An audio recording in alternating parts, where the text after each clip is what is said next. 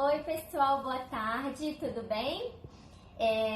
Hoje a gente vai falar um pouquinho sobre cuidados maternos e saúde mental. Antes de ontem eu fiz um story pra gente decidir qual assunto vocês gostariam de saber mais. E eu coloquei 3 opções, que a primeira era primeiro ano de vida, a segunda limites na infância e a terceira era cuidados maternos e saúde mental.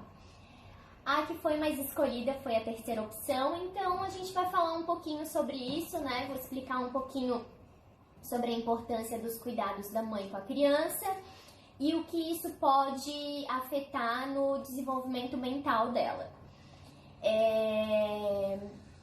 Nós sabemos que os primeiros anos de vida da criança são muito importantes, porque é a base do desenvolvimento da personalidade dela e da saúde mental.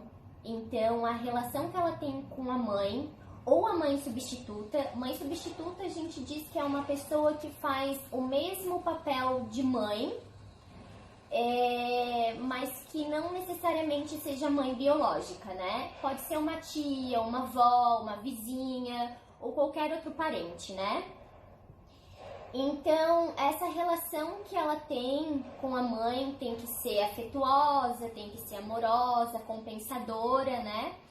E é uma relação muito complexa e que pode desenvolver ou distúrbios nervosos ou a criança pode ter uma personalidade estável, né? Um desenvolvimento saudável.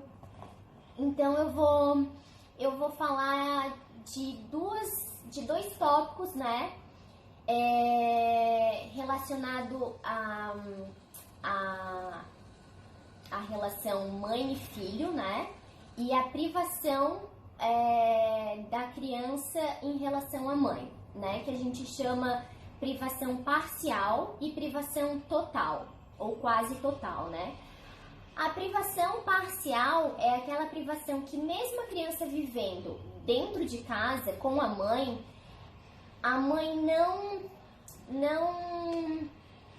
não provê todos os cuidados básicos e necessários para a criança. E a relação da privação quase total são as crianças que são privadas completamente da mãe. Geralmente são as crianças que estão em orfanatos e hospitais, né? Que ficam por muito tempo nessas instituições. Então, a privação parcial, ela pode gerar na criança algumas angústias, ansiedade, ela pode ter um sentimento muito forte de vingança, uma demanda excessiva de amor e, consequentemente, gerando muita culpa e até mesmo chegando à depressão. Isso pode, quando eu falo em privação parcial, às vezes a criança pode ser cuidada por uma terceira pessoa, né? Que não seja da família. Se for uma pessoa estranha, isso pode se agravar cada vez mais, porque ela não conhece a pessoa, ela não confia na pessoa, não é uma referência para ela dentro da família, né? Como seria se fosse um parente próximo ou um vizinho. E a privação quase total, que são as crianças que estão nessas instituições, orfanatos e hospitais, que muitas vezes os pais não podem ficar com as crianças dentro do hospital por diversos motivos, né? Isso pode acabar mutilando a relação que a criança vai estabelecer com outras pessoas no futuro, né? Ela pode agir no futuro, né? Quando for adolescente, por exemplo, com comportamentos antissociais diante das tensões, devido a essa privação quase total da mãe. O que mais que eu posso falar para vocês? Como a criança não está muito preparada ela tá muito imatura, tanto de corpo quanto de mente, né? Para todas essas emoções que podem que estão sendo geradas devido à privação da mãe, isso pode trazer muitos distúrbios nervosos e uma personalidade extremamente instável na criança, né? E com certeza a gente vai verificando isso conforme ela vai crescendo, né? As experiências emocionais em certos momentos da vida, né, da criança, elas estão num estágio mental que pode ser muito vital e duradoura. Vou dar um exemplo disso, de uma parte mais fisiológica. Por exemplo, um cirurgião australiano descobriu que entre a 6ª e a 10ª semana, se uma mãe contrai rubéola, essa criança tem muitas chances de nascer ou cega ou surda, porque nesse período do desenvolvimento fetal a criança está formando esses órgãos. Antes ou depois, caso ela contraia a doença, já não é tão perigoso.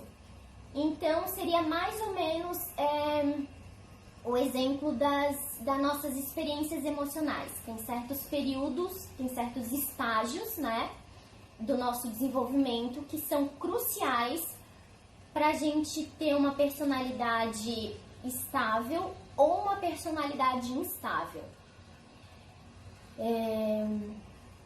Então, eu quero antes de deixar as mães, quero tranquilizar as mães, né, que não é porque, será que vai acontecer alguma coisa com meu filho se eu deixar ele, eu nunca posso deixar ele, então, que vai gerar algum tipo de privação.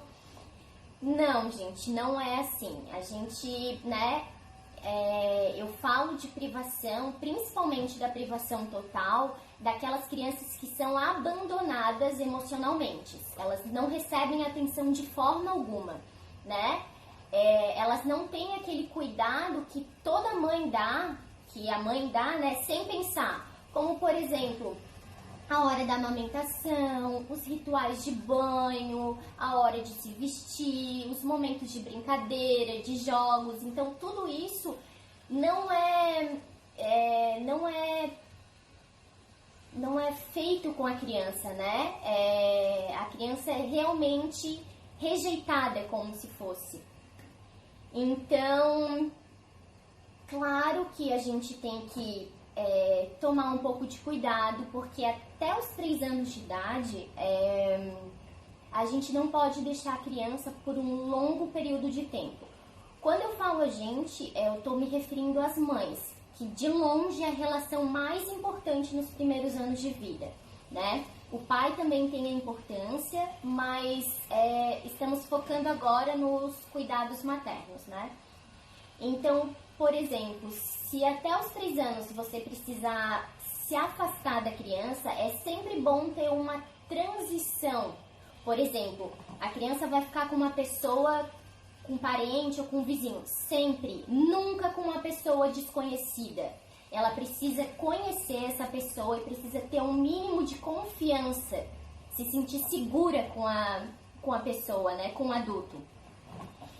Então, é bom nesse momento a mãe e a mãe substituta, que a gente diz, né, cuidarem da criança por um tempo juntas, até para a mãe substituta saber todos os desejos, as antipatias, tudo que a criança gosta ou não, né? E também é muito importante que seja por um período pequeno, de 7 a 10 dias, no máximo, né? E que a criança possa ter consigo, durante esse tempo, objetos, brinquedos, lembranças da mãe, né? Porque embora a gente ache que não vai fazer diferença, vai fazer muita diferença para a criança sim. Pode parecer que ela não entende, mas ela entende. E depois dos 3 anos, a gente pode ter um período maior de estar afastado da criança, né? Então, mas claro, a gente tem que saber que a criança sempre vai sentir a nossa falta. Muitas vezes, quando a gente se ausenta e depois volta, a criança pode estar também transformada, ela pode ficar 1 ou 2 dias, né? Agindo de uma forma estranha, né? Sendo um pouco fria, não tão calorosa com a mãe, mas isso é completamente normal. A mãe tem que entender e conseguir suportar as angústias e ansiedade da criança durante esse tempo, né? Claro que se você não conseguir lidar com essa angústia da criança, isso com certeza vai se transformar num problema muito maior. Por isso é bom a gente estar sempre acolhendo a criança, ela vai ficar mais dependente, ela vai ficar mais exigente, mais ciumenta, então ela vai querer mais o contato com a mãe, né? E acho que seria isso, né? O que eu tenho hoje para dizer para vocês. Claro que sobre isso a gente tem muito mais coisas para falar. É um assunto de infinitas possibilidades. Então, quem tiver alguma dúvida, alguma questão, se não entendeu alguma coisa, pode me perguntar. Né? Eu vou estar à disposição para responder o que vocês precisarem. Espero que tenham gostado do conteúdo e a gente vai se vendo. Um beijo!